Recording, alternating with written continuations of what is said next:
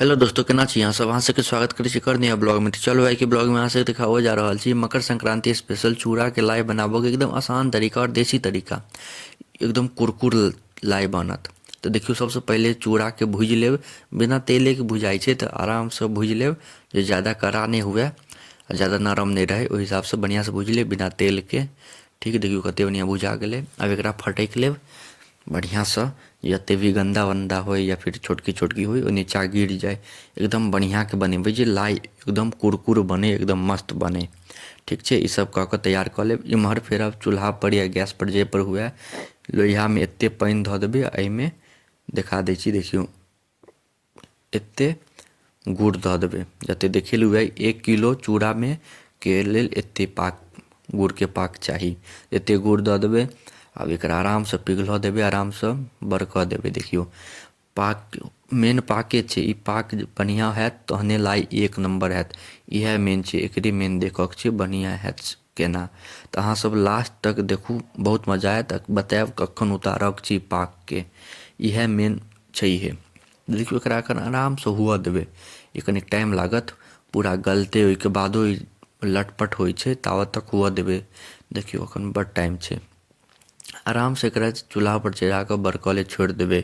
उम्हर ताबत चूड़ा के अपन बढ़िया से फटक वटक लेब, बढ़िया से झाड़ि बाड़ि कऽ साफ सुथरा कऽ लेब। देखियौ अभी उतारले तैयार भऽ गेल छै। आब एकरा अपना सब चूल्हा पर से उतारि लेबै। देखियौ एकदम बढ़िया भऽ गेल छै लटपट। आब एकरा चूल्हा पर से उतारि लेबै। आब एहिमे अपना सब चूड़ा खसा लेबै, जे भूजि कऽ रखने फटकि कऽ रखने रहिए ओ चूड़ा के खसा लेब। एकरा बढ़िया से मिला लेबै गुड़ में, एकदम बढ़िया से मिला लेबै जे हर चूड़ा में गुड़ लागि जाए। हर चूड़ा में गुड़ लागि जाए तो ओहि हिसाब से बढ़िया से मिला लेब, कियाकि एकर दोसर बर्तन में निकालऽ पड़तै। इएह बर्तन में रहऽ देबै तऽ चिपकि जेतै। सेरात न तऽ चिपकि जाएत, कियाकि गरम छै लोहिया। जखने सेरात पूरा अंदर में चिपकि जाएत तर में तऽ ओ बहुत दिक्कत होइ छै। तेँ बढ़िया से मिला लेब और दोसर बर्तन बोरा तोरा में, बोरा तोरा पर अपन सब उझाइल लेब। देखियौ एना कऽ कऽ सब पोछि लेबै अथीके गुड़ जते भी हैत। ओहिके बाद नीचा गिरेलाके बाद एकरा बढ़िया से मिलेबै। अखन गरम हैत तऽ कनिक ध्यान से मिलाएब जे हाथ नहि पाकय, लेकिन जल्दियो जल्दी मिलाबऽके रहै छै। अगर सेरा जाएत तऽ जल्दी से बन हैत नहि, मुँह बाबि देत। तऽ जल्दियो जल्दी करऽके रहै छै। हाथ में पानि लगा कऽ आराम से, मतलब जल्दियो जल्दी और धीरहो नहि। आ तऽ कनि कनि चूड़ा दैत रहबै। 1 किलो चूड़ा के छै तऽ कनिक धऽ देबै आ फेर कनिक बगल में धेने रहब। देखैत रहबै कनिक अथी ज़्यादा गुड़ लगैत हेतै तऽ चूड़ा धऽ देबै, नहि हेतै तहन ठीके छै। तऽ एहिमे कनिक ज़्यादा गुड़ लगै छलै तऽ चूड़ा ऊपर से धऽ देलिए। एकरा बढ़िया से मिला लेब। गरमो लागत तऽ पानि हाथ में लगा लेब तऽ कनिक गरम नहि लागत। तऽ इएह सब टेक्निक छै, इएह सब छोट छोट चीज ध्यान रखबै ने तऽ बहुत मस्त बनै छै।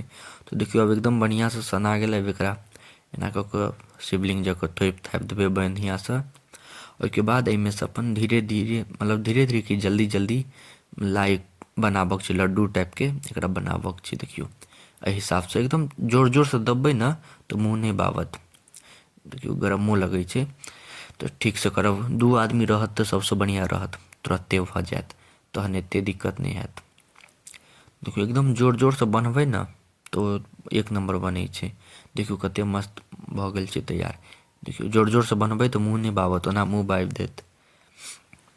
देखियौ एते छै, एकरा जल्दी जल्दी करऽ पड़तै। एकदम जोर जोर से मुँह के दबबै ने तऽ एक नंबर हैत। देखियौ कते मस्त।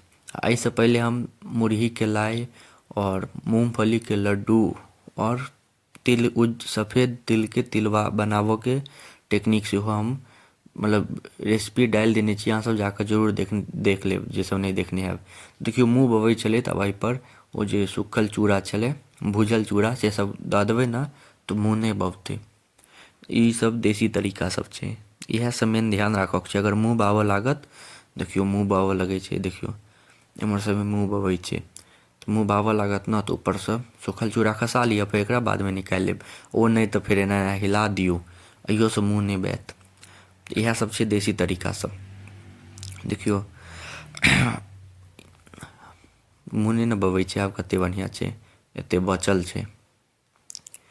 तो देखियो अब बन के तैयार भ गेल छै एकदम मस्त कुरकुर चूड़ा के लाइ। एकदम खाय में मजा आयत। अहाँ सब घर पे एक बेर जरूर ट्राई करब। अहाँ सबके एते देर तक देखो के लिए धन्यवाद। नीक लागे तो लाइक कमेंट शेयर सब्सक्राइब जरूर करब। मिले छी अहाँ सबसे अगला नेक्स्ट ब्लॉग में।